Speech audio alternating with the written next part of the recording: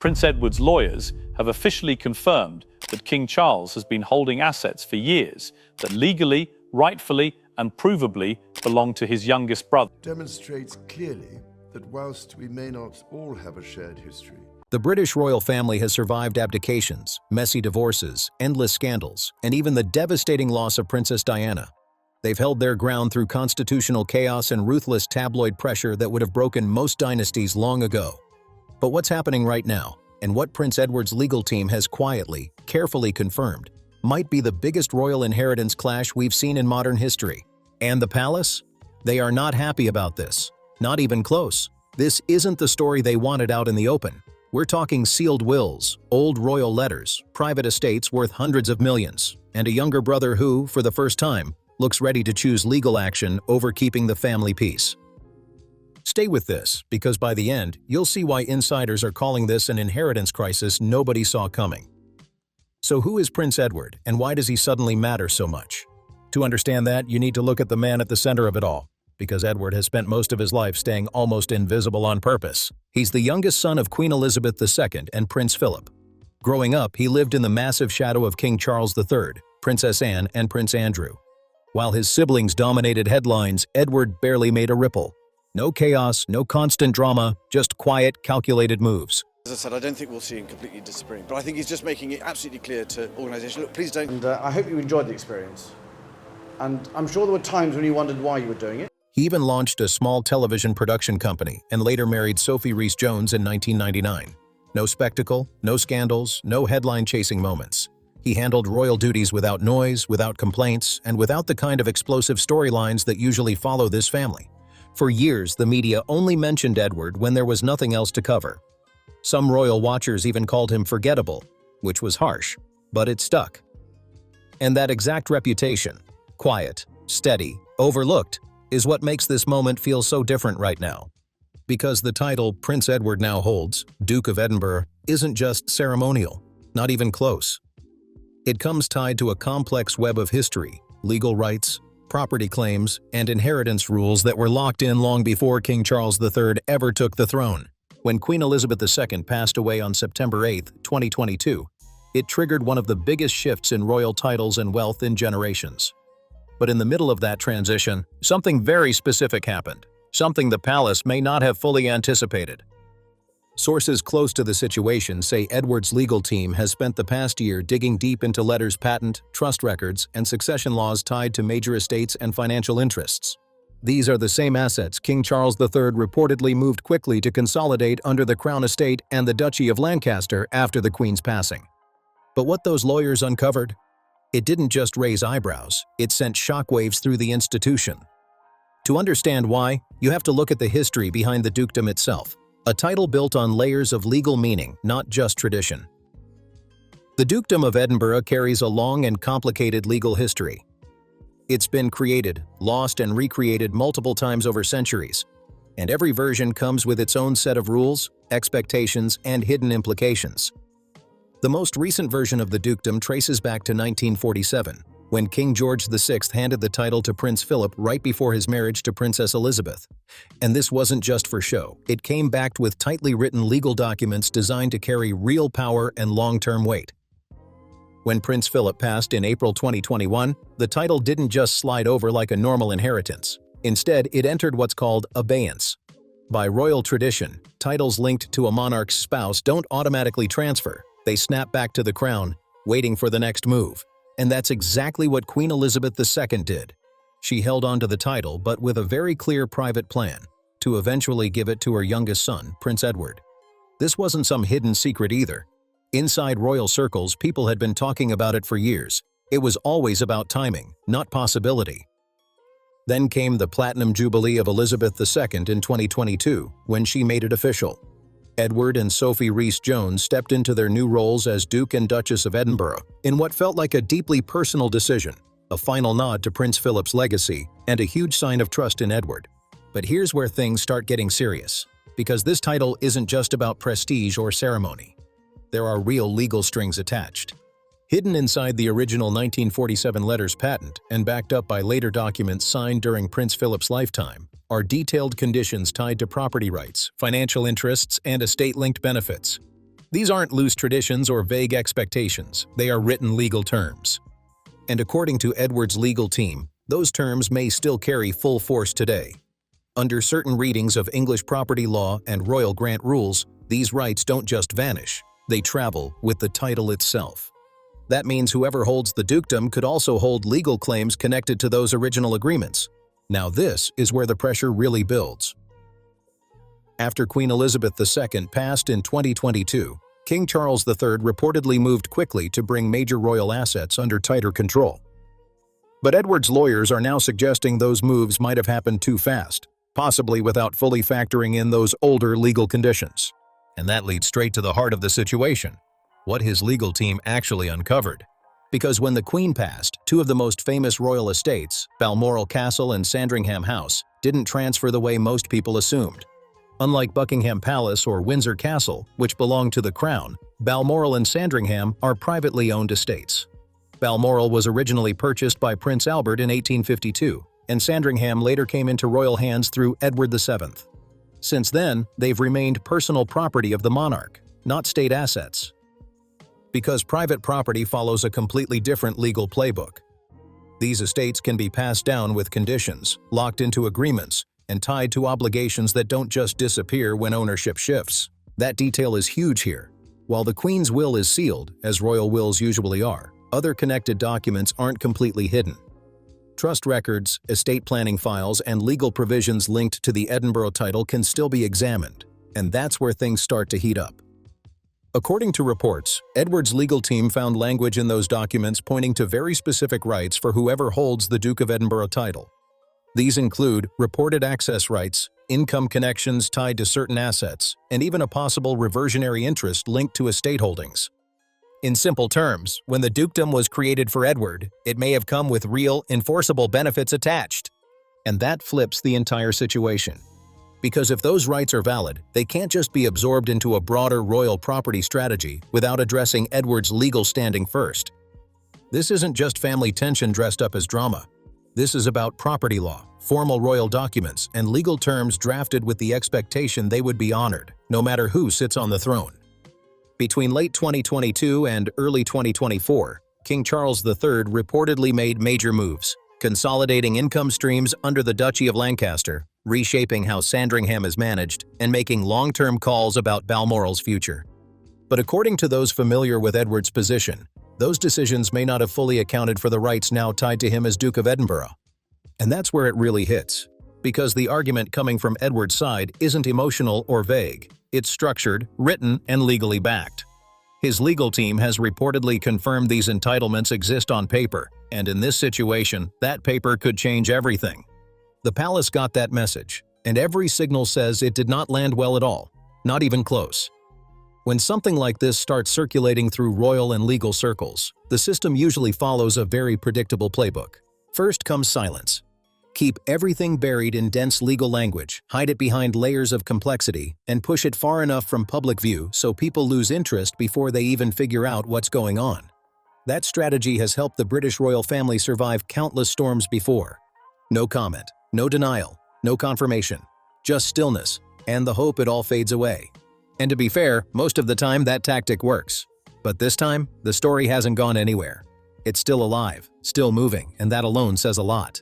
Then comes the second move, quiet negotiation. Reports suggest there have been back-channel talks between representatives of King Charles III and Prince Edward for months now. And these are not casual family check-ins. They're serious, tightly controlled, lawyer-driven discussions about entitlement, estate value, and the legal power of documents written years ago that might still hold full authority today. But here's the part that really has people on edge. The palace has reportedly launched its own urgent legal review behind closed doors. Quiet, private, strategic, and that matters way more than it seems. Institutions don't suddenly double-check the law when everything feels secure. They do it when something unexpected hits the table, when there's even a hint that the foundation might not be as solid as they thought. Now look at the timeline. It gets even more interesting. Edward received the Dukedom of Edinburgh in 2022 from Queen Elizabeth II. Just months later, she passed away. Charles stepped in as king. And during that transition, major decisions were made about royal estates, Decisions that now look like they may have happened before every legal detail tied to Edward's title was fully examined. Then somewhere between late 2023 and early 2024, Edward's legal team reportedly wrapped up their deep dive. Their findings were formally delivered, and the reaction, by all accounts, cold. Royal watchers have picked up on subtle changes between Charles and Edward. Fewer relaxed appearances together, less natural warmth. No open tension, but definitely a shift in energy. Edward and Sophie Rhys-Jones still carry out their duties smoothly, but the atmosphere around the family feels tighter now. More cautious, more calculated. And maybe the clearest signal of all is what the palace hasn't done. Normally, when a sensitive story starts gaining traction, aides jump in fast, briefing journalists, shaping the narrative, smoothing headlines before things spiral. But this time, the response has been unusually quiet. Every word that has come out feels measured, limited, and carefully controlled, as if someone behind the scenes knows that saying the wrong thing could trigger real legal consequences. That's not how an institution behaves when it feels untouchable. That's how it acts when there's something real at stake. And that brings up the question the palace probably wishes stayed buried. What exactly could Edward be entitled to here? Because the stakes are serious. This isn't just royal gossip. It's about real land, real income, and major financial power. Take Sandringham House, for example. The estate covers around 20,000 acres. And it's not just a residence. It includes farmland, forests, rental properties, and commercial land generating steady income through agriculture, tourism, and leases. Estimates put its value somewhere between £50 million and £200 million depending on how it's calculated. And while it was passed down privately from the Queen, the exact legal terms behind that transfer remain sealed. Then there's Balmoral Castle, even bigger, stretching across roughly 50,000 acres. This estate includes the iconic castle, multiple residences, hunting grounds, forestry operations, and farmland. Its value is believed to exceed £100 million. And just like Sandringham, it was privately passed down under sealed conditions, with key legal details hidden from the public. And that's exactly why this situation feels so intense right now. Because if Edward's legal position connects to any part of those estates, even indirectly, it could shift everything people thought they understood about how royal wealth is controlled and passed down. But the land? That's just one layer of it. There's a whole financial maze sitting underneath. Old annuities, trust setups, income rights, and long-standing entitlements that can legally attach themselves to titles under the right structure. And the Dukedom of Edinburgh? With its unique history and the very intentional way it was rebuilt for Prince Edward, it's exactly the kind of title where those legal hooks can stick and stay. We're not talking about pocket change here, not small perks or symbolic payouts. This could involve tens of millions of pounds, serious financial weight tied directly to written legal documents. And from what's being suggested, King Charles III may have moved forward assuming all of it sat fully under his control as monarch. But Edward's legal team is pushing back hard. They're saying that assumption doesn't hold. And let's get this straight. Edward isn't coming for the throne. He's not questioning Charles as king. He's not trying to shake up the line of succession or start some royal power fight at that level. This is way more precise and way more calculated. His lawyers are arguing that specific legal provisions tied to the dukedom, granted by Queen Elizabeth II, give Edward enforceable rights. Rights that can't just be brushed aside by internal decisions, no matter how powerful the person making them might be. In legal terms, it all comes down to whether these provisions act as binding obligations, charges that stay attached to property or income streams even when control shifts. And yes, that could mean those obligations still apply no matter who's sitting on the throne. This isn't frustration dressed up as law, it's the opposite. It's structured, detailed, and backed by lawyers who have combed through decades of documents line by line. And the palace's careful, almost guarded reaction, that suggests they know just how real this could get. But this situation doesn't stop at one family disagreement. It hits something way bigger. We're in a time where major institutions are being pushed toward transparency. For decades, the British royal family relied on tradition, controlled messaging, and public trust to keep internal matters sealed off. And it worked, for a long time. But things have shifted, and not quietly. The era of Prince Harry and Meghan Markle cracked open a new level of public scrutiny. Not just because of what they said, but because people stopped assuming everything inside the palace runs perfectly or fairly. That old idea, keep it private, don't question it, doesn't land the same anymore. And now Edward's legal team steps into that environment, not with interviews, not with emotion, but with paperwork. Letters patent, legal arguments built on property law. And the message behind it hits hard. The monarchy doesn't sit above the law. Even a king is bound by legal documents. Even the most historic institution can't just absorb rights that legally belong to someone else, not without consequences. That's why legal experts are watching this so closely. Because this goes beyond Edward, it raises real questions about how royal property is handled, how these frameworks are maintained, and whether the system is actually as solid as people believed. If Edward's side is right, then this isn't just one disagreement. It suggests the system itself might have cracks. So what happens next? There are 3 paths, and every one of them carries weight. First, and most likely, is a quiet deal. Everything gets handled behind closed doors. Edward's claims get acknowledged in some form. Adjustments are made. Maybe income rights get reshaped. Maybe estate roles shift. Maybe certain entitlements get formally recognized. The public? They hear almost nothing. Just clean statements about unity and duty. Smiles return, appearances continue, and everything looks normal on the surface. That's the monarchy's favorite move. Handle it privately, keep control, and move forward without exposing the cracks. But even then, it would still mean Edward's legal position was strong enough that it couldn't be ignored. And it would quietly suggest that some of the early decisions made by Charles didn't fully account for everything. And even at that level, mistakes can happen. If talks break down, if neither side backs off, and if the money involved is too big to settle quietly, this could turn into a legal fight. That would be rare, uncomfortable, and very public. Royal disputes have reached court before, but something like this, centered on property law, legal entitlements, and royal documents, would hit differently. It could force private materials into the open and drag centuries-old systems into a modern courtroom. And here's the key part. The legal system doesn't hand out special treatment just because someone wears a crown. That's why this possibility carries so much weight. The third path, the biggest ripple of all. Even if this gets settled quietly, it could trigger a full rethink of how royal assets are structured, documented, and protected. New rules, tighter legal frameworks, maybe even outside oversight the palace has managed to avoid for years. In a more extreme case, it could even pull in Parliament, especially if questions about massive estate values start gaining traction.